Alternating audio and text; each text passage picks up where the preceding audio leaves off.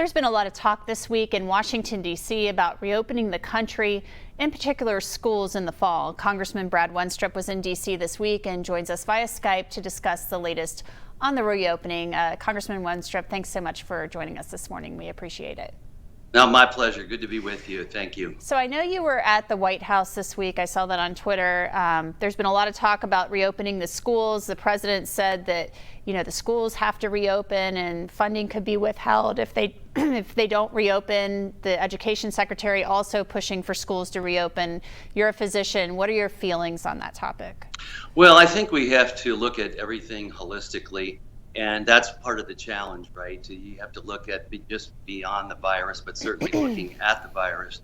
We have to look at our health holistically, the overall health, our social health, mental health, and intellectual health, especially for our children.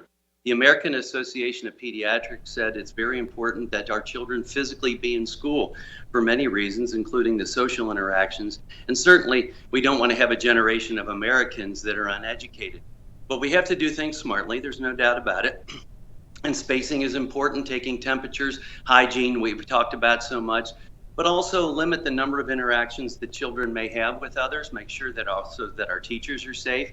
We don't want to necessarily change classes and mix with more children. You don't want the entire student body in the hallway at the same time.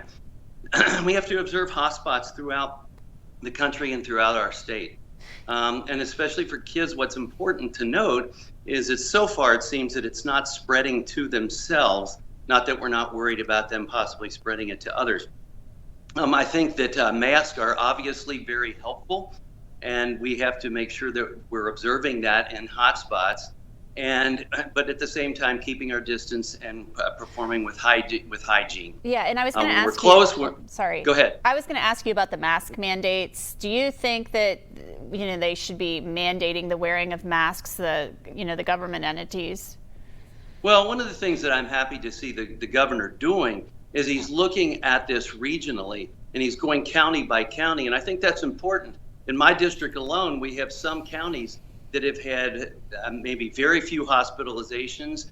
Some counties, no one died from this. So the situation is different in other places. And I think that's important. The more we get close to the situation and manage it locally, the better off we're going to be. Our goal was to flatten the curve across America, and we did a good job of that. We want to continue to do that. On a positive note, we're seeing great treatments with antivirals like remdesivir, convalescent plasma containing antibodies from people that have recovered, and using medications like cortisone, dexamethasone, if you will, reducing the inflammation and getting to the disease process early has been really helpful. So there's a lot of positives since we first began this, and I think if we take the right precautions, we can enjoy better overall health and allow our kids to be educated.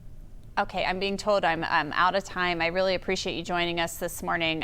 We hope to have you back because there are a lot of other things we want to talk to you about too. Thank you so much for getting up with us this morning. You bet.